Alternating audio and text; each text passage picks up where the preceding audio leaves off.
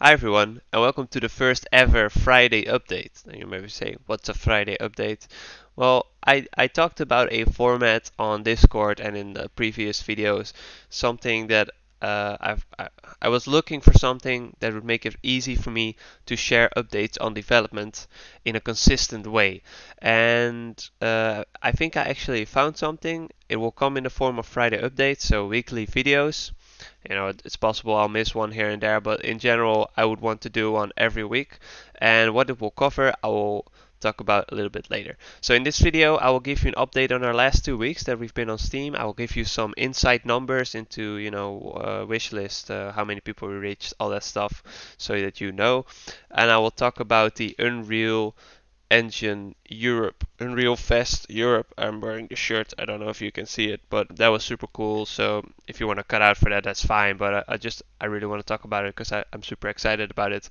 But first, let's talk about these Friday updates and the last 2 weeks on Steam. As you can see here in this beautiful slideshow I made. I think I'll do in a game or gameplay or in engine videos normally, but because this is the first one, we'll do a slideshow. So this is kind of a summary. I'm not really allowed to show our Steam stats page, but as far as I know, I'm allowed to share the numbers with you. So we reached 40,000 people on social media, so that's Twitter, Facebook. I kept this number a bit low. I did like a quick check to get an indication for myself of how many people we reached. So it could be 50, but I can say with confidence that we reached at least 40,000 people. And reach is maybe you could say, okay, well, reach, somebody scrolled past it, they saw it, but that already means a lot. What I noticed on Reddit is that a lot of people are like, oh yeah, I've seen this come by once in a while, oh, that's cool. So, the more people you reach that even only maybe they just glance over it, the next time they'll see it, maybe they'll look longer, who knows? I think any person reached is a small victory for us. We've had more than 1,000 demo downloads. I thought that was really cool. That's shared between Steam and Itch. We've had over 900 on Steam and like 200 on Itch, if I recall correctly. Then we've had more than 400 Steam wishlists so far. Not as high as I wanted to, but considering the little marketing effort we did, it's alright. I never use wishlist either anyway, but I know that developers usually really go after the wishlist, so that's what we're trying to push as well. If you haven't wishlisted it yet, please do so. That would really help. We've had 45 plus survey results. It's around 50 right now, and that's actually where the Friday update idea came from. Because I always go every day when I wake up, I go over these different tabs with statistics, and the survey tabs is one of them. And I reach all the new responses in there, and I have this document on my PC where if I see something that's like that could be really useful to our game, I take it out and write it in that document, and I have it under must do, should do, could do, that list. But yeah, I was thinking, like, if we do these demo changes, I will probably be doing them in some sort of testing environment. So I would be very it'd be very easy for me, to share those changes with you guys in the form of a Friday update without spoiling anything about the game, because I'm very sensitive about not wanting to spoil anything about our game. And yeah, the survey results have been really cool. We had an 8.0 as an average. So if I, calculate when you give your overall rating, there's a few really low ones in there. Like we recently got a 3 from someone, but what I'm relieved to see is that the people that really gave a low score overall, there's no people that don't really like it, but that's fair. The people that give a really low score usually got stuck very early on. So, I mean, that sucks for them, and I'm not happy that they got stuck, but I'm just happy that the people that got to play it would overall rate it higher. And then we had a low score from someone that didn't really like anything of the story. I felt there was too much talking. Well, that's also a fair point. The combat I initially expected to be higher, but after watching the bunch of YouTube videos we had and Twitch streams, because I've seen all of those, um, even talked to some people as they were playing, so that was really insightful. But after after seeing those, I see some clear gaps in the combat, which I'll really try to fill and make sure that the combat is pushed even more forward. So 7.7 is not bad at all. I'm happy with it, but I see some clear improvement points, and hopefully I get to share those with you during the Friday updates and show those. Questing 7.2 makes sense to me.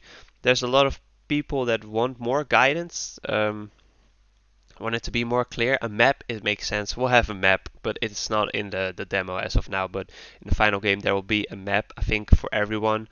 Um, but I'm considering putting in some options. So how much guidance do you want with these quests? Do you just want to be told where to go, or do you want to go and find it yourself? Because some people kind of want to do that themselves, and others would like more help with that. So then we come to performance, 8.3. I'd say that's not a bad grade at all. There are some areas in the demo where I really try to push it. I'm very critical of hitches and stuff like that, so I don't really see any of those. So it was good to see that if people left a comment in regards, they would also say like not a lot of hitching, smooth overall. So if you have like a low FPS, it'd be consistently low, not like a lot of dips and stuff like that. And I would like to have an overall stable frames, because it's I don't like playing on 30 FPS, but I like playing on 30 FPS a lot better than playing with 60 FPS that sometimes dips to 20. So that stability is really important to me. And but there's a lot of steps we can still take in terms of performance. There are some steps I didn't take, so I was like, it's stable enough for me. We're moving to 4.22 soon, and that has some really cool performance improvements as well, so that's nice. 8.9 recommended to a friend as a rating. That's really great. And 8.9 excited to see the final product. Yeah. Thank you to those who filled in the survey. Like I said, I go over them every day, and when I'm a bit down, or I'm not as excited, reading all these nice comments really picks up the spirit and gets me excited for the day again, gets me excited to work, so that's great. And YouTube and Twitch, like I said, have been super useful. So if you're a YouTuber or a streamer and you haven't played the game yet, try it out and upload it and share that with us, because I'm very eager to see it. I always learn a lot of new things. So, for me, the biggest takeaway is loot. To me, loot was like, yeah, this addition to the game. It's there, you can pick up stuff, it's nice. But I see how big a role it plays for people, how they're looking for Easter eggs, or they're like trying to loot everything. And I think it will play a bigger role than I initially wanted to or expected to. And I'm looking into ways to make that more interesting. And I think I have some nice ideas to make that more interesting. Alright, I talked about this for way too long. I'll quickly go to Unreal Fest Europe. So Tom and I went to Prague and went to Unreal Fest Europe. I think I already showed the shirt. I'm just proud of the shirt. We got a shirt, okay. And there were some super interesting talks. Google Stadia was pretty cool. I wish there was some more info, but they're not allowed to share everything yet, so that's okay. I'm excited for it. But there are overall some great talks. For me as a self-taught game developer, it's been super interesting. I mean, I went to university for 4 years for game design production, but we were never really taught how to use Unreal because our lecturers didn't really know how to use Unreal.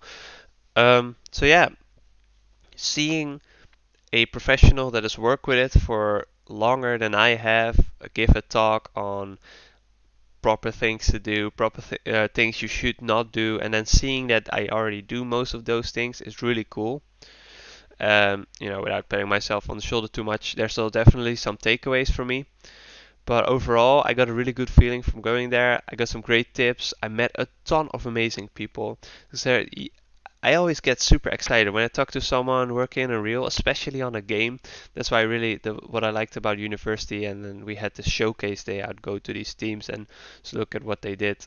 I thought that always was pretty cool if you could talk to them and then hear how they tackled a certain issue, or how they came up with the specific idea. So there was 800 Unreal Engine developers at that conference, also from big studios. So that was insanely cool for me. Made a lot of friends. So much free food. It was insane. That's delicious.